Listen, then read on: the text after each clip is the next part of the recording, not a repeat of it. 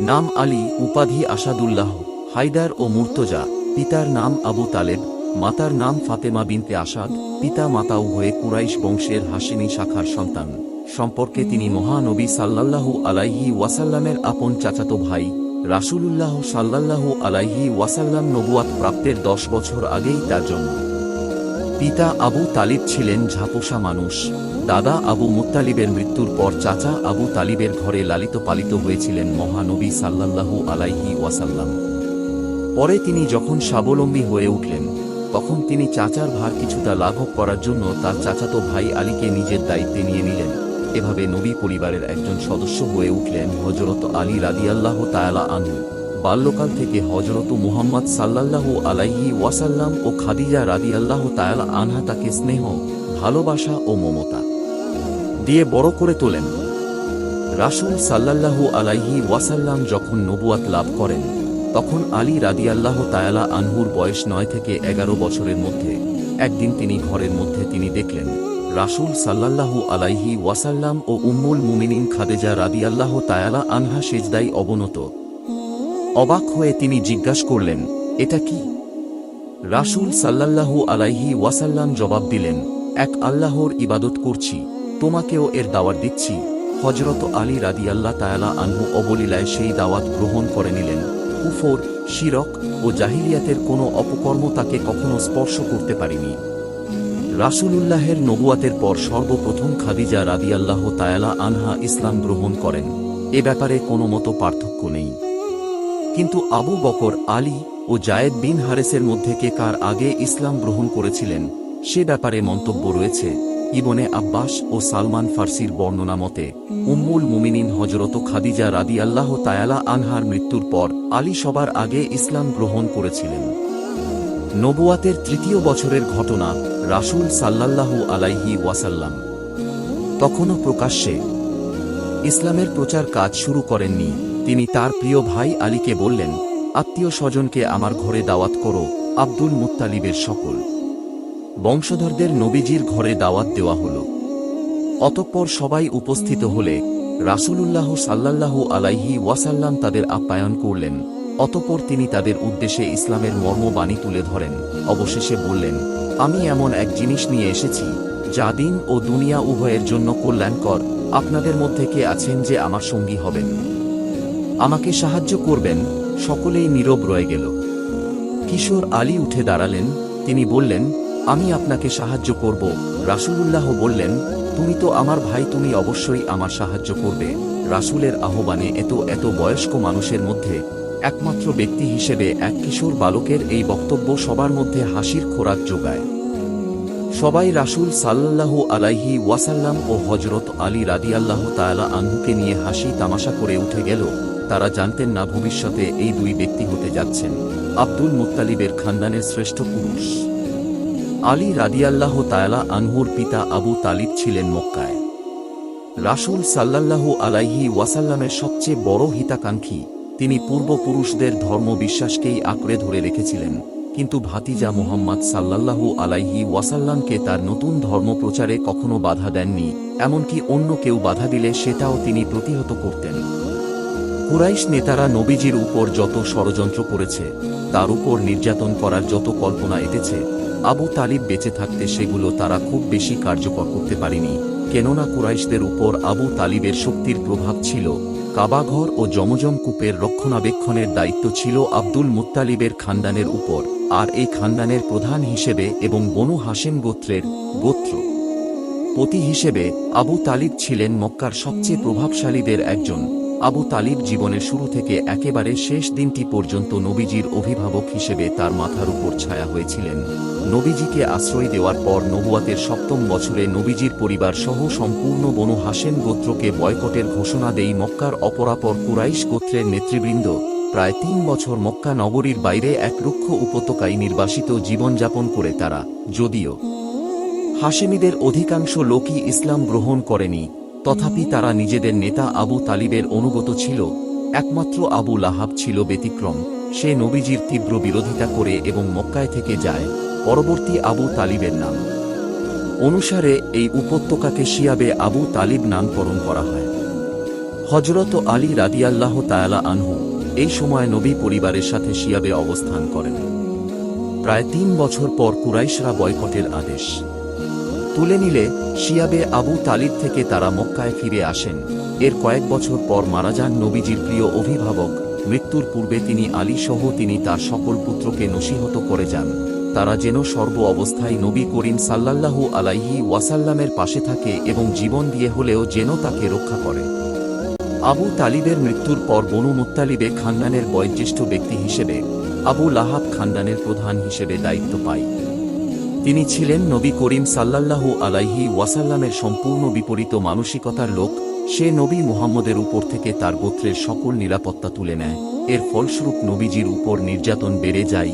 অতঃপর মক্কায় টিকতে না পেরে আল্লাহর নবী তায়েফে চলে যান। সেখান থেকেও তাকে মারধর করে বের করে দেওয়া হয়। অবশেষে আবু তালিবের মৃত্যুর প্রায় ২ বছর পর সাহাবীদেরকে নিয়ে মদিনায় হিজরত করেন আল্লাহর নবী। রাসূল সাল্লাল্লাহু আলাইহি ওয়াসাল্লাম হিজরত করার ঠিক প্রাক্কালে কুরাইশ নেতারা একত্রিত হয়ে তাকে হত্যার পরিকল্পনা করে। আবু জাহেলের প্রস্তাব অনুযায়ী প্রত্যেক গোত্রের একজন করে যুবককে নিয়ে একটি ঘাতক দল তৈরি করা হয়। পরিকল্পনা অনুযায়ী রাতে তারা রাসূল সাল্লাল্লাহু আলাইহি ওয়াসাল্লামের ঘর ঘিরে ফেলবে এবং প্রভাতের আলো উঠার সাথে সাথে তার ঘরে ঢুকে তাকে হত্যা করবে। তাদের এই পরিকল্পনার কথা আল্লাহ তাআলা তার প্রিয় নবীকে আগেই জানিয়ে দেন। রাসূল সাল্লাল্লাহু আলাইহি ওয়াসাল্লাম আবু বকরকে নিয়ে রাত্রিকালেই মদিনার উদ্দেশ্যে রওনা হয়ে যান। এদিকে তিনি ঘরে রেখে যান তার প্রিয় ভাই আলীকে। নিজের জীবনের ঝুঁকি নিয়ে হযরত আলী রাদিয়াল্লাহু তাআলা আনহু নবীজির বিছানায় শুয়ে থাকেন। ঘাতক দলটি তাকে মুহাম্মদ সাল্লাল্লাহু আলাইহি ওয়াসাল্লাম মনে করে এবং সশস্ত্র অবস্থায় সারারাত অপেক্ষা করে। অতঃপর সকালে তারা আবিষ্কার করে মুহাম্মদ সাল্লাল্লাহু আলাইহি ওয়াসাল্লাম সেখানে নেই, বরং তার বিছানায় শুয়েছিলেন হযরত আলী রাদিয়াল্লাহু তাআলা আনহু। এ প্রসঙ্গে হযরত আলী রাদিয়াল্লাহু তাআলা আনহু বলেন, রাসূলুল্লাহ মদিনা রওনা হওয়ার পূর্বে আমাকে নির্দেশ দিলেন আমি মক্কায় থেকে যাব এবং লোকজনের যেসব আমানত তার কাছে ছিল সেগুলো ফেরত দিব। এজন্যই তাকে আলামিন বলা হতো। আমি ৩ দিন মক্কায় অবস্থান করলাম, অতঃপর লোকদের আমানত বুঝিয়ে দিলাম। তারপর রাসূলুল্লাহর পথ ধরে মদিনার উদ্দেশ্যে বের হয়ে গেলাম। অবশেষে আমর ইবনে আউফ গোত্র, যেখানে রাসূল সাল্লাল্লাহু আলাইহি ওয়াসাল্লাম অবস্থান করেছিলেন, তিনি সেখানে উপস্থিত হলেন। কুলসুম ইবনে হিমের বাড়িতে তিনি আশ্রয় নিলেন। অবশ্য ভিন্ন একটি বর্ণনায় এসেছে হযরত আলী রাদিয়াল্লাহু তাআলা আনহু রবিউল আউয়াল মাসের মাঝামাঝি সময়ে মদিনার নিকটবর্তী কুবায় উপস্থিত হন। রাসূলুল্লাহ তখনও কুবায় অবস্থান করছিলেন। পরে রাসূল সাল্লাল্লাহু আলাইহি ওয়াসাল্লামের সাথেই তিনি মদিনায় প্রবেশ করেন। মাদানী জীবনের সূচনাতে রাসূল সাল্লাল্লাহু আলাইহি ওয়াসাল্লাম যখন আনসার ও মুহাজির সাহাবীর মধ্যে ভ্রাতৃত্বের সম্পর্কে স্থাপন করে দিচ্ছিলেন, তখন তিনি নিজের একটি হাত হযরত আলী রাদিয়াল্লাহের কাঁধে রেখে বলেছিলেন, আলী তুমি আমার ভাই, তুমি হবে আমার এবং আমি হব তোমার উত্তরাধিকারী। পরে রাসূল সাল্লাল্লাহু আলাইহি ওয়াসাল্লাম হযরত আলী ও সাহল বিন হুনাইফের মধ্যে ভ্রাতৃত্বের সম্পর্ক কায়েম করে দিয়েছিলেন। হিজরি ২য় সনে হযরত আলী রাদিয়াল্লাহু তাআলা আনহুর সাথে নবী তনোয়া ফাতেমা রাদিয়াল্লাহু তাআলা আনহার বিয়ে হয়। এই বিবাহের সাথে রাসূল সাল্লাল্লাহু আলাইহি ওয়াসাল্লামের সাথে তার পারিবারিক সম্পর্ক আরও বেড়ে ওঠে। যাদের ঘরে জন্ম হয় নবী করিম সাল্লাল্লাহু আলাইহি ওয়াসাল্লামের ২ প্রিয়তম দৌহিত্র হাসান ও হোসাইন রাদিয়াল্লাহু তাআলা আনহুর। ইসলামের জন্য হযরত আলী রাদিয়াল্লাহু তাআলা আনহুর অবদান অবিস্মরণীয়। তিনি সবচেয়ে বেশি বিখ্যাত যুদ্ধের ময়দানে তার বীরত্বপূর্ণ ভূমিকার কারণে রাসূলে করিম সাল্লাল্লাহু আলাইহি ওয়াসাল্লামের যুগে প্রতিটি যুদ্ধে তিনি অংশগ্রহণ করেন এবং সবচেয়ে সাহসী ও বীরত্বপূর্ণ ভূমিকা রাখেন। তার বীরত্বের স্বীকৃতি স্বরূপ স্বয়ং রাসূল সাল্লাল্লাহু আলাইহি ওয়াসাল্লাম তাকে আসাদুল্লাহ অর্থাৎ আল্লাহর সিংহ উপাধি দেন এবং তিনি তাকে জুলফিকার নামের একটি তরবারি দান করেন। জুলফিকার ছিল অগ্রভাগে দ্বিখণ্ডিত একটি বিখ্যাত তলোয়ার, যা হযরত আলী রাদিয়াল্লাহু তাআলা আনহুর প্রতীক হিসেবে চিহ্নিত। রাসূল সাল্লাল্লাহু আলাইহি ওয়াসাল্লাম যেসব যুদ্ধে সরাসরি অংশগ্রহণ করেছিলেন, সেইগুলোতে হযরত আলী রাদিয়াল্লাহু তাআলা আনহু ছিলেন রাসূল সাল্লাল্লাহু আলাইহি ওয়াসাল্লামের পতাকাবাহী। অর্থাৎ রাসূল সাল্লাল্লাহু আলাইহি ওয়াসাল্লামের পরে তিনিই ছিলেন যুদ্ধের সর্বোচ্চ কমান্ডার। তাছাড়া আল্লাহর নবীর নির্দেশে অনেকগুলো সারিয়া অর্থাৎ ছোট ছোট অভিযানে সামরিক অভিযানে নেতৃত্ব দিয়েছিলেন হযরত আলী রাদিয়াল্লাহু তাআলা আনহু। কাফেরদের বিরুদ্ধে ইসলামের প্রথম সর্বাত্মক যুদ্ধ ছিল বদরের যুদ্ধ। হযরত আলী রাদিয়াল্লাহু তাআলা আনহুর বয়স তখন 24 বছর। তিনি অত্যন্ত বীর বিক্রমে এই যুদ্ধে নেতৃত্ব দেন। বদরের যুদ্ধে মোট 70 জন কাফের নিহত হয়। সবচেয়ে বেশি সংখ্যক কাফেরের মৃত্যু হয়েছিল হযরত আলী রাদিয়াল্লাহু তাআলা আনহুর হাত থেকে। কোনো বর্ণনায় হযরত আলী রাদিয়াল্লাহু তাআলা আনহুর হাতে নিহত কাফেরদের সংখ্যা মোট নিহত কাফেরদের অর্ধেক অর্থাৎ 35 বলে উল্লেখ করা হয়েছে। উহুদের যুদ্ধেও তার ভূমিকা ছিল সবচেয়ে অগ্রগামী। 3 হিজরির শাওয়াল মাসে 3000 কুরাইশ যোদ্ধা মদিনার নিকটবর্তী উহুদ প্রান্তরে সমবেত হয় বদরের প্রতিশোধ গ্রহণের উদ্দেশ্যে। মহানবী সাল্লাল্লাহু আলাইহি ওয়াসাল্লাম 1000 যোদ্ধা নিয়ে উহুদে পৌঁছান। দুই দল মুখামুখি হলে তিনি হযরত আলী রাদিয়াল্লাহু তাআলা আনহুর হাতে ইসলামের পতাকা তুলে দেন। তৎকালীন রীতি অনুযায়ী শ্রেষ্ঠ যোদ্ধার হাতে দলীয় পতাকা দেওয়া হতো এবং এরূপ বীরেরা শ্রেষ্ঠত্বের ধারাবাহিক অনুসারে একজনের মৃত্যুর পর আরেকজন পতাকা ধারণ করত। উহুদের যুদ্ধে কুরাইশদের পতাকা ধরীকে হত্যা করেন হযরত আলী রাদিয়াল্লাহু তাআলা আনহু। এরপর আরেকজন কুরাইশ বীর পতাকা তুলে নেয়, তাকেও হত্যা করেন আলী রাদিয়াল্লাহু তাআলা আনহু। তারপর আরেকজন, অতঃপর আরেকজন, এভাবে একে একে করে 9 জন কুরাইশ বীর পতাকা তুলে নেয় আর এই 9 জনকেই হত্যা করেন শেরে খোদা হযরত আলী রাদিয়াল্লাহু তাআলা আনহু। অতঃপর কুরাইশরা ছত্রভঙ্গ হয়ে পলায়ন করে, কিন্তু মুসলিমরা মহানবী সাল্লাল্লাহু আলাইহি ওয়াসাল্লামের নির্দেশ অমান্য করে গনিমতের মাল সংগ্রহে ব্যস্ত হয়ে পড়লে পিছন থেকে মুশরিকদের দল তাদের উপর আক্রমণ করে। যুদ্ধের এই পর্যায়ে দৃশ্যপট একেবারে বদলে যায়। মুসলিমরা কণ্ঠাটা অবস্থায় শহীদ হতে থাকে। এক পর্যায়ে আল্লাহর নবী নিহত হয়েছেন এমন একটি ভুয়া খবর ময়দানে ছড়িয়ে পড়ে। সাহাবীরা সব আশা ছেড়ে দিয়ে পালাতে শুরু করেন। এ সময় রাসূলুল্লাহকে ঘিরে মাত্র অল্প কয়েকজন সাহাবী বহু রচনা করেছিলেন। তাদের জন্য একজন ছিলেন হযরত আলী রাদিয়াল্লাহু তাআলা আনহু। ভয়ে সাহাবীরা নিজের শরীরকে ঢাল করে আল্লাহর নবীকে রক্ষা করেন এবং শত্রু দলকে প্রতিহত করে তাকে নিরাপত্তা রথে নিয়ে যান। অতঃপর আসে খন্দকের বছর। খন্দকের যুদ্ধে হযরত আলী রাদিয়াল্লাহু তাআলা আনহুর বীরত্ব ইতিহাসে বিখ্যাত হয়ে আছে। কুরাইশ নেতারা আবু সুফিয়ানের নেতৃত্বে 10,000 সৈন্যের সম্মিলিত কাফের বাহিনী মদিনাকে ধ্বংস করতে ছুটে আসেন, কিন্তু শহরে প্রবেশ করার আগে তারা দেখতে পায় মদিনার চারপাশে পরিখা খনন করে বিপরীত প্রান্তে দাঁড়িয়ে আছেন মুসলিম যোদ্ধারা। মুসলিমদের প্রতিরোধ পেরিয়ে এই খন্দক পার হওয়া অসম্ভব ছিল, কিন্তু এই অসম্ভবের মধ্যেই একটি জায়গায় পরিখায় তারা ত্রুটি আবিষ্কার করেন। ওই জায়গায় পরিখাটা ছিল খানিকটা সরু এবং ঘোড়া দিয়ে লাফিয়ে সেই জায়গাটি অতিক্রম করা সম্ভব ছিল। বিষয়টি সবার আগে আবু জাহেলের পুত্র ইকরামার দিকে ধরা পড়ে। ইকরামা তখনও ইসলাম গ্রহণ করেননি। অতঃপর ইকরামার নেতৃত্বে কুরাইশ কাফিরদের একটি দল পরিখার ওই অংশটি পার হয়ে যায়। এই দলটির মধ্যে একজনের নাম ছিল আমর ইবনে আবু। সে ছিল দৈত্যের মতো বিশাল দেহের অধিকারী, একই সাথে সে ছিল সাহসী যোদ্ধা।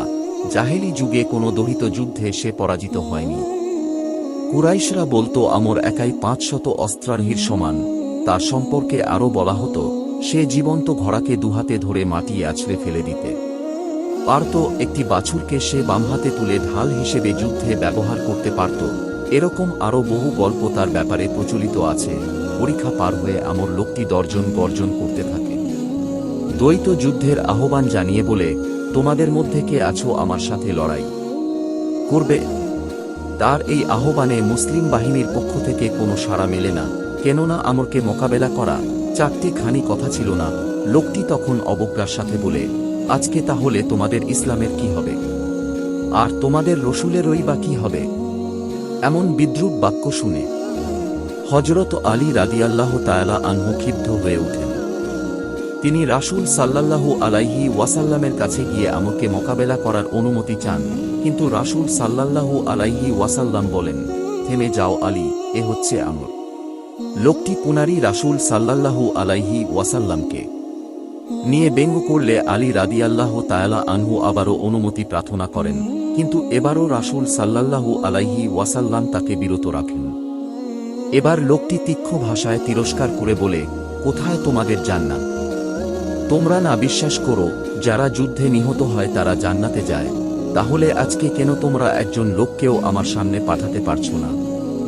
এবার আলী রাদিয়াল্লাহু তাআলা আনহু নিজেকে সংযত রাখতে পারলেন না, তিনি রাসূল সাল্লাল্লাহু আলাইহি ওয়াসাল্লামের কাছে জোরাজুরি করতে লাগলেন। শেষ পর্যন্ত আল্লাহর নবী তাকে অনুমতি দিলেন এবং নিজের প্রিয় ভাই আলীর জন্য আল্লাহ পাকের কাছে প্রার্থনাও করলেন, কেননা তিনি নিজেও জানতেন না এই দ্বৈত যুদ্ধে কে বিজয় হবে। অতঃপর হযরত আলী রাদিয়াল্লাহু তাআলা আনহু আমরের মুখোমুখি হয়ে বলেন, হে আমর, আমি শুনেছি যদি কোনো কুরাইশ তোমাকে দুটি প্রস্তাব দেই, তাহলে অন্তত একটি প্রস্তাব তুমি গ্রহণ করো। তোমার ব্যাপারে আমি যা শুনেছি তা কি সত্য? আমর উত্তরে বলেন, হে আমার গোত্রের কেউ যদি আমাকে দুটি প্রস্তাব দেয়, তাহলে আমি অন্তত একটি হলেও রক্ষা করি, তা আমার পছন্দ হোক কিংবা আমার অপছন্দ হোক। হযরত আলী রাদিয়াল্লাহু তাআলা আনহু বলেন, তাহলে আমিও কুরাইশ বংশের সন্তান হিসেবে তোমাকে দুটি প্রস্তাব দিতে চাই। প্রথমটি হচ্ছে তুমি আল্লাহ ও তার নবীর প্রতি বিশ্বাস স্থাপন করো, তুমি ইসলামকে আলিঙ্গন করে নাও। আমর বললেন, ওসবে আমার কোনো প্রয়োজন নেই। হযরত আলী রাদিয়াল্লাহু তাআলা আনহু তখন বললেন, তাহলে দ্বিতীয় প্রস্তাব হচ্ছে আমার সাথে যুদ্ধ করো। আমর লোকটি ছিল হযরত আলী রাদিয়াল্লাহু তাআলা আনহুর থেকে বয়সে অনেক বড়। হযরত আলী রাদিয়াল্লাহু তাআলা আনহুর পিতা আবু তালিবের সাথে তার সুসম্পর্ক ছিল। সে সম্পর্কের কথা স্মরণ করে আমর বলে, ভাতিজা, আমি তোমার সাথে যুদ্ধ করতে চাই না, আমি চাই না আমার তরবারির আঘাতে তোমার মৃত্যু হোক। হযরত আলী রাদিয়াল্লাহু তাআলা আনহু তখন বলেন, কিন্তু আমি তো চাই আমার তরবারির আঘাতে তোমার মৃত্যু হোক। এই কথা বলে তিনি ঘোড়া থেকে নেমে আসেন। আমরও তখন নিজের ঘোড়া থেকে নেমে এসে আলী রাদিয়াল্লাহু তাআলা আনহুর মুখোমুখি হয়। আমরা আগেই বলেছি, আমর কখনো এর আগে দ্বৈত যুদ্ধে পরাজিত হয়নি। যুদ্ধের ময়দানে তার শক্তি, সামর্থ্য আর কৌশলের কারণে তাকে সবাই সমীহ করত। এদিকে আলী রাদিয়াল্লাহু তাআলা আনহুও ছিলেন অপ্রতিরোধ্য যোদ্ধা, যে কারণে এই দ্বৈত যুদ্ধ ছিল শিয়ানে শিয়ানে লড়াই। উভয়ই পক্ষ রুদ্ধশ্বাসে এবং একই সাথে মুগ্ধ তৃষ্ণিতে দুই লড়াকু যোদ্ধার রণকৌশল উপভোগ করতে থাকে। বেশ কিছুক্ষণ ধরেই চলতে থাকে সমানে সমানে লড়াই। অতঃপর হঠাৎ করে আলী রাদিয়াল্লাহু তাআলা আনহু এমন একটি কাজ করে বসেন যা দেখার জন্য কেউ প্রস্তুত ছিল না। তিনি নিজের ঢাল তলোয়ার সব মাটিতে ফেলে শূন্যে লাফিয়ে উঠেন আর প্রচণ্ড শক্তিতে আমরের বুকে একটি লাথি বসিয়ে দেন। প্রকাণ্ড দৈত্যের মতো লোকটি মাটিতে ছিটকে পড়ে আর আলী রাদিয়াল্লাহু তাআলা আনহু তার বুকের উপর চেপে বসে গলা টিপে ধরেন। সম্পূর্ণ ঘটনাটি এত দ্রুত ঘটে যায় যে আমর কিছু বুঝে আসার আগেই নিজেকে অসহায় অবস্থায় আবিষ্কার করেন। কিন্তু সে সহসা হাল ছেড়ে দেওয়ার মতো পাত্র ছিল না। সে তার সমস্ত শক্তি দিয়ে নিজেকে মুক্ত করার চেষ্টা করে। এদিকে আলী রাদিয়াল্লাহু তাআলা আনহু সর্বশক্তি দিয়ে তার গলা চেপে ধরে রাখেন। ধীরে ধীরে আমরের চেহারা লাল হয়ে ওঠে এবং এক পর্যায়ে লোকটির নিঃশ্বাস বন্ধ হয়ে মারা যাওয়ার উপক্রম হয়। হযরত আলী রাদিয়াল্লাহু তাআলা আনহু তখন তার গলা থেকে হাত সরিয়ে নিয়ে কোমর থেকে একটি ধারালো ছুরি বের করেন। এই ছুরিটি আমরের গলায় ঠেকিয়ে তিনি বলেন, হে আমর, জয় পরাজয় নির্ধারিত হয় আল্লাহর ইচ্ছা অনুযায়ী। তুমি ইসলাম গ্রহণ করো, তাহলে তুমি আমার ভাই হয়ে যাবে, তোমার সাথে আমার কোনো শত্রুতা থাকবে না। হযরত আলী রাদিয়াল্লাহু তাআলা আনহুর এই প্রস্তাব গ্রহণ করা আমরের মতো একজন অহংকারী কুরাইশের পক্ষে অসম্ভব ছিল। গোটা আরব তাকে জানে শ্রেষ্ঠ যোদ্ধা হিসেবে। এই আত্মসমর্পণের চেয়ে তার কাছে বরং মৃত্যুই অধিকতর সম্মানজনক মনে হয়। সে ঘৃণার সাথে হযরত আলীর বুকে থুথু নিক্ষেপ করে এবং নিশ্চিত মৃত্যুর জন্য অপেক্ষা করতে থাকে। উপস্থিত দুই পক্ষের যোদ্ধারাও ধরে নেই। এমন কাণ্ডের পর আমরের বেঁচে থাকার আর কোনো আশা নেই। আলী রাদিয়াল্লাহু তাআলা আনহু হয়তো এখনই তার মাথা আলাদা করে দিবেন, কিন্তু সবাইকে অবাক করে দিয়ে আলী রাদিয়াল্লাহু তাআলা আনহু ধীরে ধীরে আমরের বুকে থেকে সরে গেলেন। তিনি বললেন, আমর, আমি যুদ্ধ করি আল্লাহর জন্য, ব্যক্তিগত আক্রোশে আমি কাউকে হত্যা করি না। তুমি যে কাজটি করলে, এরপর আমি তোমার প্রতি প্রচণ্ড আক্রোশ অনুভব করলাম। এই অবস্থায় যদি আমি তোমাকে হত্যা করি, তাহলে সেটি হবে ব্যক্তিগত প্রতিশোধ। আমি নিজের আক্রোশ বশত তোমাকে হত্যা করতে পারি না। তুমি ফিরে যাও। এই কথা বলে হযরত আলী রাদিয়াল্লাহু তাআলা আনহু নিজের পথে অগ্রসর হলেন, কিন্তু আমর ইবনে আবু তো তার উপর পিছন থেকে আক্রমণ করে আলী রাদিয়াল্লাহু তাআলা আনহু সাথেই সতর্ক হয়ে যান এবং এক কোপে তাকে হত্যা করে ফেলেন। নিজেদের সেরা যোদ্ধার এই পরিণতি দেখে উপস্থিত অন্যান্য কাফেরদের গলা শুকিয়ে যায়, তারপর পরীক্ষা পার হয়ে নিজেদের অবস্থানে ফিরে যান। প্রিয় দর্শক, আজকের ঘটনাটি এই পর্যন্তই। যাদের হযরত আলী রাদিয়াল্লাহু তাআলা আনহুর এই বীরত্বের ঘটনাটি ভালো লেগেছে তারা আমাদের এই ভিডিওটি লাইক করে চ্যানেলটি সাবস্ক্রাইব করতে পারেন। আসসালামু আলাইকুম।